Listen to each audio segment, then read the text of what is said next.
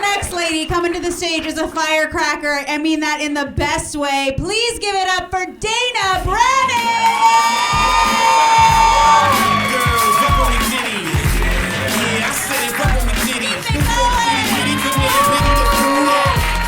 Hi, I'm Dana. I am from New York and Italian. Who has a fucking problem with that? You know what? Everybody in New York, we say forget about it, but we don't forget about it. We will hold grudges for years until after you die. What's interesting about being an Italian New Yorker is that as soon as somebody finds it out, they'll want you to say certain words, like coffee, water, talk. Like, this chick was like, ooh, you're from New York? How fun. Say something New Yorkie. I was like, sure, go fuck yourself. And also, like, being an Italian New Yorker, people assume you're aggressive just because you're loud and talk with your hands. Like, I was having a conversation with somebody recently, and she was like, I'm gonna have to call security if you don't stop yelling at me. I was like, but I'm just talking to you, and you're my therapist. But I am actually an attorney. Yeah. I work for the Public Defender's Office. Shout out to my PDs over here. Being a public defender, people join this profession because it's noble and they want to make sure everybody gets a fair trial and fight for the wrongly accused. I joined because bad boys are so cute.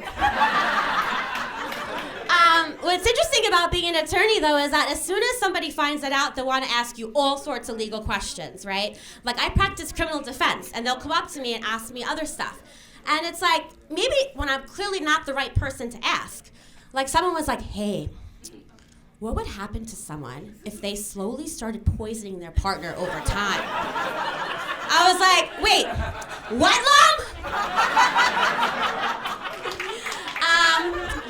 Working in a public defender's office is weird, though, because you overhear, like, the weirdest conversations, okay? I was walking down the hallway the other day, and I heard, with a .30 blood alcohol content, how did he even get into the cockpit? How do they know for sure he was masturbating on the bus when he has a micro penis? And I didn't know you could do that with a duck. And that was just the lawyers talking about their weekends. What bugs me about being a lawyer, though, is that people assume you're responsible and have your shit together. The other day, this guy, he just kept asking me all these questions and kept prodding me for information. I was like, dude, can you just chill? I'm a little buzzed right now. He's like, Miss Branen, do you want me to hold you in contempt of court? Again? Whatever, Your Honor. So I was married in 2016. Thank you. Yeah, and 9 months later, you guessed it, we had a divorce. Thank you. It only recently became finalized, though. After the wedding, he became abusive. I guess he was saving it for marriage. It's cool, though. I got out. I'm good. Yes. Thank you. What's hard, though, about, I'm in my 40s, and being a woman in your 40s when you want to have kids, I just don't know if it's going to work out for me biologically. So I've started the process of becoming a foster parent. Thank you. It's actually it's a pretty grueling process. You have to go through background checks, home inspections. Do you know how stressful it is when you're barely given an hour's notice before they come over to your home to childproof your home, remove sharp objects, and smoke all your weed? And look, I know that being a foster parent, I'm gonna have to deal with kids that have been through all sorts of trauma and abuse. I'm here for that. I work with kids like that. It doesn't matter to me how ugly they are on the inside. But if they're ugly on the outside, ooh, it's a nose job or therapy. I'm not paying for both.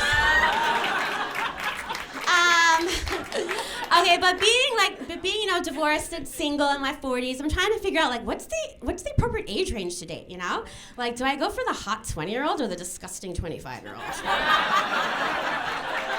And I also don't understand the current lingo, okay? I've been out of the game for so long. I was talking to this guy on one of these dating apps, and he wanted to get together for a meet and dip, and I was like, that's pretty presumptuous.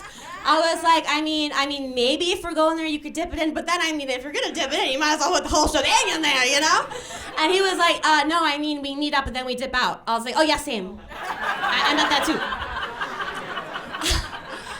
What I appreciate about being divorced is that I've had like time to like take up hobbies and interests and explore this new relationship with myself. And I've taken up a pole dancing class, and it turns out, thank you. It turns out I'm really good at it. And you know what? Pole dancing is great because the pole stays hard, lasts longer than 3 minutes, and it doesn't come on my face. But getting out of an abusive relationship, you know, it's crazy because it kind of taught me like how resilient we can be as humans, you know, and like I just like went from being closed off for so long and hiding everything that was going on to one night having 2 separate threesomes. Yeah. Thanks, Cocaine!